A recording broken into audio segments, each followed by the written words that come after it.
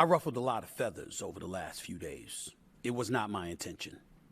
When I was talking about the President of the United States of America and how we need a new president in 2024, that ruffled a few feathers, that perturbed a few people, that upset a whole bunch of folks, whole bunch of liberal folks who obviously don't like the position that I took.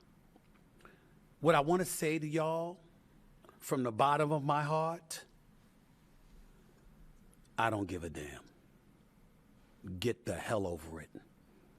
I said what I said and I meant what I meant. This is not ageism. There's plenty of people who should be working and are working into their 80s that, by the way, are brighter than most of us. And the 70s and the 60s. I'm not buying into some definitive retirement age. I'm not engaging in ageism.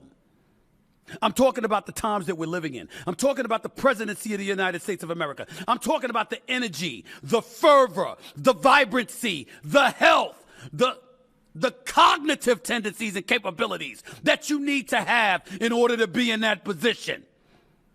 And if I see it all questionable, and you are 80, and if you were to win the presidency, it would be at the age of 82. And you'd be committed to being in office until you're 86. I mean, stop the presses. That I would have the temerity, the unmitigated gall to sit up there and say, damn, y'all can't get somebody a little bit younger? It's 2023. Hell, Hillary can run again. Michelle Obama can decide to run. Hakeem Jeffries can decide to run. I mentioned Elizabeth Warren, for crying out loud. We know how sharp Bernie Sanders is. I'm not engaging in any ageism. I'm simply talking about relatability matters along with health. It's a big job being the leader of the free world. And it is not a crime for an American citizen who is a voter, who, by the way, voted for Joe Biden. It's not a crime nor an insult for me to sit up there and say, I really appreciate you, sir, but it might be time to let somebody else run.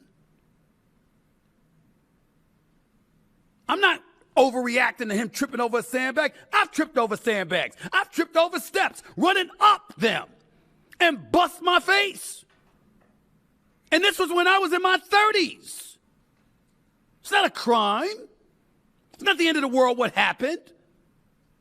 But looking at the world that we live in and the issues that we have and the complications and the challenges that we have to face as a nation, and the energy and the fervor and the focus and the tenacity and the sharpness that one would deduce needs to be possessed by the leader of the free world, it is not an insult to sit up there and say, it might be time for somebody else to be in office in 2024. I didn't sit up there and say invoke the 25th Amendment and get rid of him. I certainly didn't say to do that to implement Vice President Kamala Harris into the equation.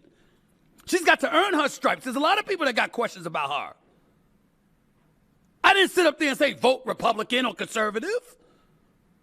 I simply said, excuse me, we got a whole bunch of younger, brilliant minds, both on the male and female side, gender is not relevant here, who are capable of doing the job. If you're the Democrats, that's the best you can do.